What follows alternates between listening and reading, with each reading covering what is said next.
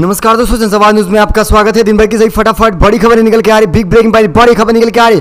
महाराष्ट्र के घमासान के बीच किसी को फायदा हुआ हो या ना हुआ हो, लेकिन कांग्रेस को सबसे बड़ा फायदा हो रहा है। जी हाँ दोस्तों, आपको बताएंगे किस तरह से अब कांग्रेस जो है महाराष्ट्र में दूसरी सबसे बड़ी पार्टी बन चुकी है विपक्ष की। इसके बारे में जानकारी देने वाली वहीं एक और बड़ी खबर निकल के आई। महंगाई को लेकर कांग्रेस ने फिर से बोला पीएम मोदी पर करारा हमला। इस बार मल्लिकार्जुन खड़गे का बयान निकल के आ रहा है। उन्होंने कहा कि जल्द ही जनता इनको जवाब देने वाली है। लोकसभा के साथ साथ विधानसभा चुनाव में भी परिणाम मिल सकते हैं। अच्छा, एक और बड़ी खबर निकल के आ रही है। आपको सुबह बताया गया था किस तरह से लगातार अत्याचार किया जा रहा है मध्य प्रदेश में, खासकर आदिवासी समुदाय के ऊपर। तो बुलडोजर से देखा जाए तो प्रवेश शुक्ला का घर मिट्टी में मिला दिया गया है। इसके बारे में बताएंगे और फोटो भी दिखाने वाले हैं, वीडियो भी दिखाया जाएगा। अच्छा, एक और बड़ी अपडेट निकल के आ रही है। जी हाँ दोस्तों, बड़ी खबर है। प्रशांत किशोर ने यूसीसी को लेकर किया बड़ा खुलासा। कहा अगर लागू किया जा रहा है भारत में तो जलजला आ जाएगा। ऐसा क्यों कहा जा रहा है, क्यों पूरी व्यवस्था और विविधता को तहस नहस करने पर तुली है भाजपा, बताएंगे इसके बारे में। बालासोर दुर्घटना को लेकर कांग्रेस ने फिर से एक नई पोल खोल कर रखी है, बताएंगे इसके बारे में। अच्छा, एक और बड़ी खबर निकल के आ रहा है। आखिर अजीत पवार के शिंदे गुट में शामिल होने के बाद क्यों ही शिंदे गुट के नेता खुश नहीं है, यह बड़ी खबर निकल के आ रही है। इसके बारे में आपको जानकारी देने वाले हैं। वही यूसीसी को लेकर अब मुस्लिम पर्सनल लॉ बोर्ड फिर से आम बैठक कर रहा है। क्या कुछ बैठक में निकल के आ रहा है उसको बताने वाले हैं। वही स्थापना दिवस पर लालू प्रसाद यादव ने पीएम मोदी पर बोला करारा हमला।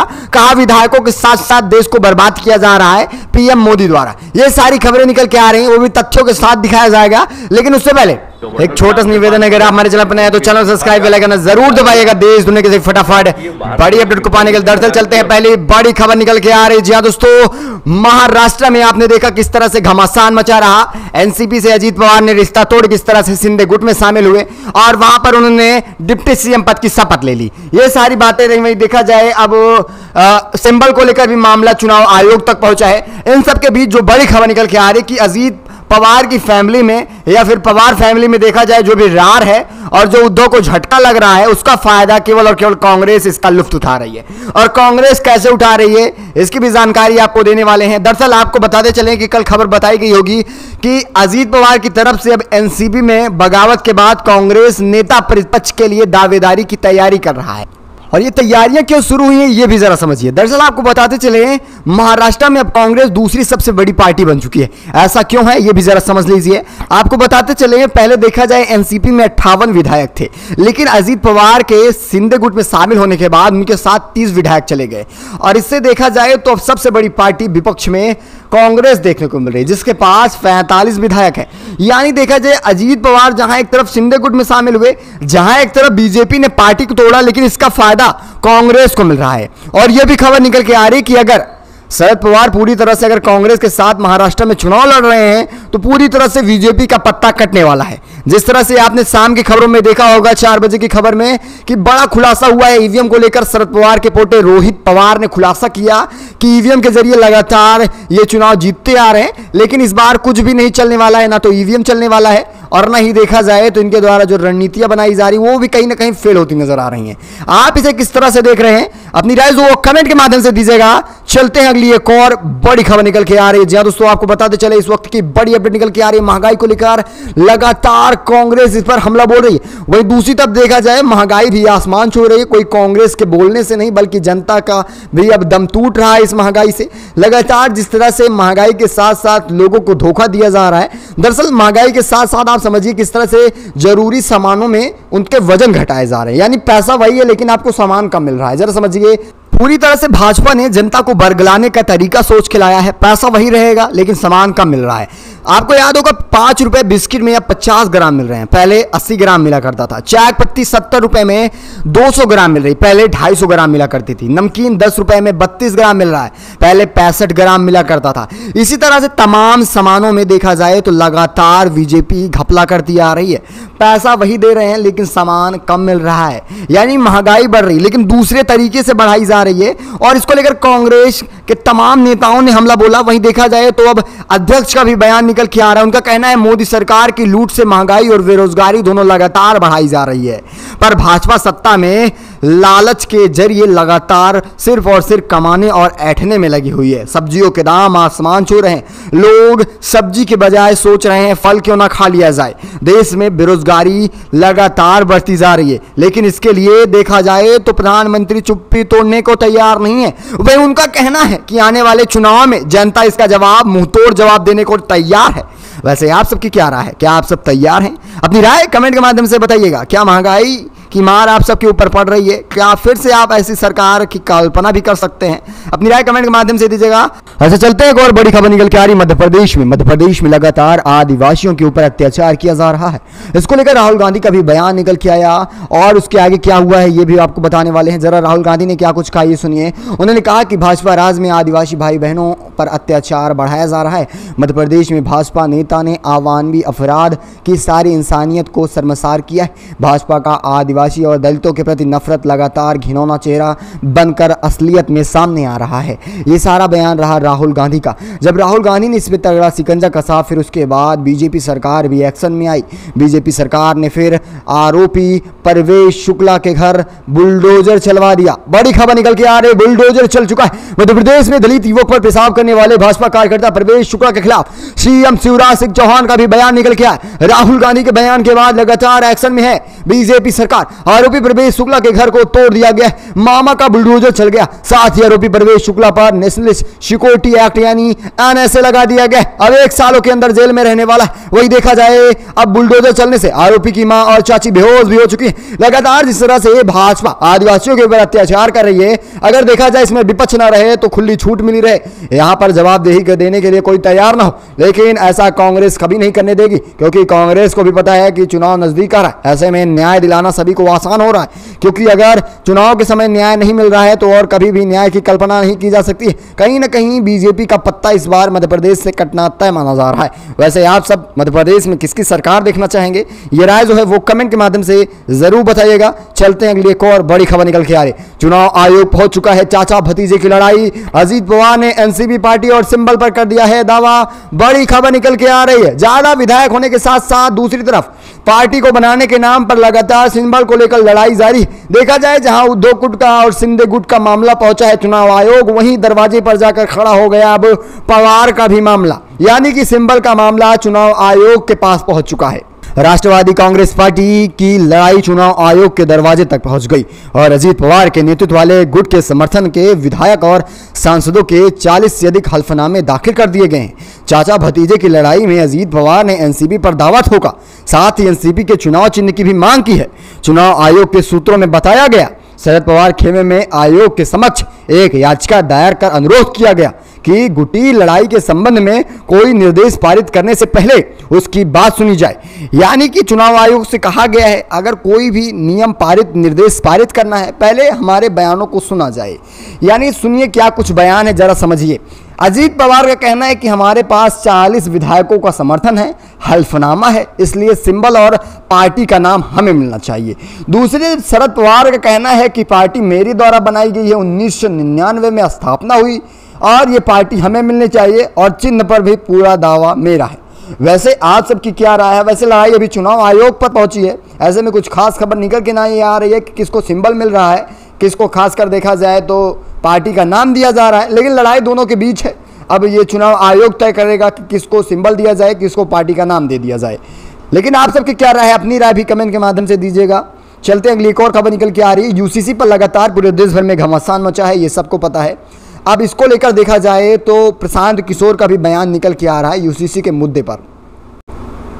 उन्होंने बता दिया कि यूसीसी लागू करना इतना आसान नहीं है। उन्होंने बताया ये कोई धारा 370 नहीं जो जब मन करे हटा दिया जाए, जब मन कर लगा दिया जाए।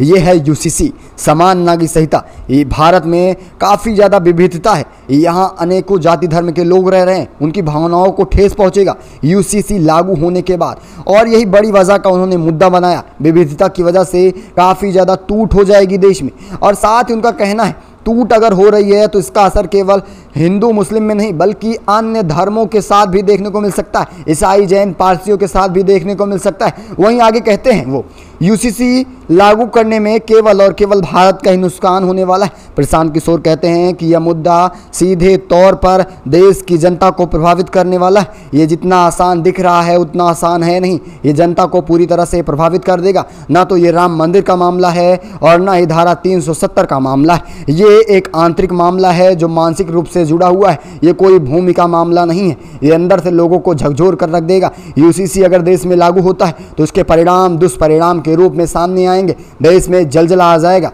वैसे देखा जाए प्रधानमंत्री को ये सब बातें रास नहीं आने वाली हैं, क्योंकि उनका मेन एजेंडा है लोकसभा 24 का चुनाव और उसके लिए वो कुछ भी कर गुजरने को तैयार हैं। ऐसा पहले शरद पवार ने ही खुलासा कर दिया था। और जिस तरह से देखा जा रहा है यूसीसी लागू करने में इतनी तेजी बढ़ती जा रही है, कहीं ना कहीं लोगों का मेन मुद्दे से मन भटकाने के लिए ये सब किया जा रहा है। वैसे मोदी को सिर्फ कुर्सी से मतलब है, वो देश में फूट डालें टूट डालें सब मर मिटे, इससे कोई मतलब नहीं है। वैसे आप सबकी क्या राय है यूसीसी को लेकर? अपनी राय जो है वो कमेंट के माध्यम से जरूर बताइएगा।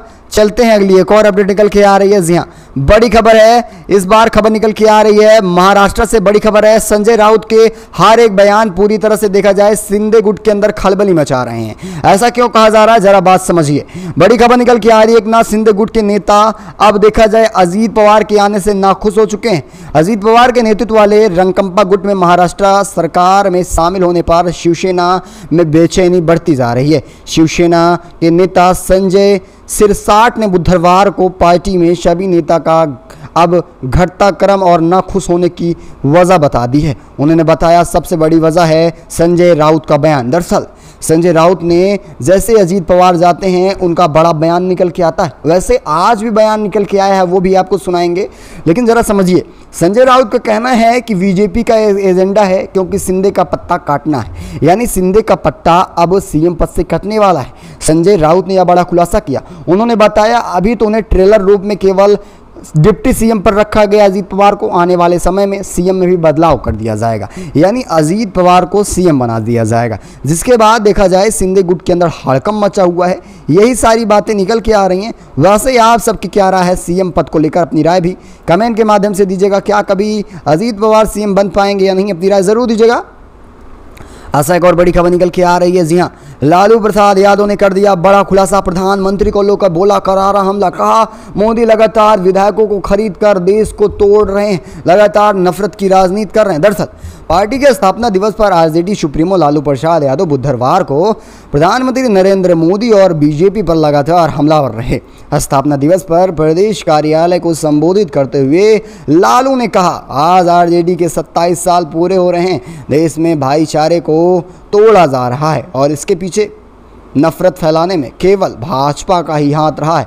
उन्होंने कहा देश में जो भी नफरत फैल रही है उसके पीछे केवल और केवल भाजपा है और कोई भी नहीं। उन्होंने कहा जो भी पार्टी के अंदर फूट देखने को मिल रही है आपको 1-2 सालों के अंदर, जिस तरह से फूट हुई, चाहे वो शिंदे गट या शिवसेना की बात रही हो या फिर पवार फैमिली में चल रही रार की बात हो, इन सब के पीछे बीजेपी की गंदी राजनीति है और परिवार को भी तोड़ने के पीछे इन्हीं की राजनीति रही है। दरअसल आप सबकी क्या राय है? जिस तरह से लगातार बीजेपी फूट डालकर सत्ता में आने की कोशिश कर रही है, ये कहाँ तक चला पाएंगे?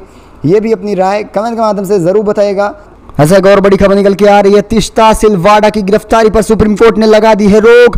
बड़ी खबर निकल के आ रही है। गोधरा कांड से खबर निकल के आ रही है। गुजरात सरकार को नोटिस भेजा गया है। सुप्रीम कोर्ट ने नोटिस भेजा।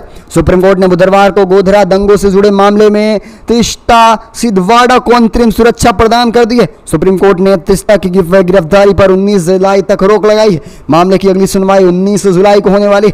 बताते चले कि सुप्रीम कोर्ट की बेंच ने गुजरात हाई कोर्ट के तीस्ता सिलवाड़ा को रेगुलर बेल देने से इनकार करने के खिलाफ याचिका पर सुनवाई की है। सुप्रीम कोर्ट ने गुजरात सरकार को भी नोटिस भेजा है। संबंधित पक्षों में 15 जुलाई तक मामले में दस्तावेज दाखिल करने को भी कहा गया। लेकिन जिस तरह से सरकार अब देखा जाए गोधरा कांड से सभी अपराधियों को बचाने में जुटी है, कहीं ना कहीं ये लोकतंत्र के साथ खिलवाड़ किया जा रहा है और ये सभी को पता है। गोधरा कांड में सन 2002 में जो हुआ था उसमें कौन मुलजिम रहा, कौन अपराधी है, कौन नहीं है, कौन निर्दोष है, ये सभी को पता है। ये सरकार को भी अच्छे से पता है कि आखिर इसमें अपराधी कौन है, लेकिन सरकार भी चुप्पी नहीं तोड़ रही है। और देखा जाए कहीं ना कहीं न्यायालय भी अब पूरी तरह से लोकतंत्र और संविधान की धज्जियां उड़ाने में पीछे नहीं हट रहा है। वैसे आप सबकी क्या राय है? और ज़रा बताइएगा महाराष्ट्र में जो घमासान मचा उससे कहीं ना कहीं कांग्रेस को फायदा होता आप सबको दिखाई दे रहा है या नहीं? जिस तरह से दूसरी सबसे बड़ी पार्टी के रूप में उभर के आ रही है 45 विधायकों के साथ और ये भी बताइएगा क्या मध्य प्रदेश में जिस तरह से इस समय घमासान मचा है विधानसभा चुनाव को लेकर और जो बीजेपी की इमेज बनती जा रही है, रोज एक एक खबर निकल के आ रही है प्रतिदिन, जिस तरह से आदिवासियों के ऊपर अत्याचार किया जा रहा है, इससे क्या विधानसभा में एंट्री हो पाएगी या नहीं, अपनी राय बताइएगा। वैसे आप मध्य प्रदेश में किसकी सरकार देखना चाह रहे हैं और महंगाई से क्या असर पड़ रहा है, आप सबको अपनी भी राय बताइएगा। और महंगाई की मार से क्या एक बार फिर आप इस सरकार की कल्पना कर पा रहे हैं या नहीं, अपनी राय जरूर दीजिएगा। इस खास बुलेटिन बस इतना ही, मिलेंगे आपको बड़े अपडेट के साथ, तब तक के लिए धन्यवाद। जय हिंद, जय भारत।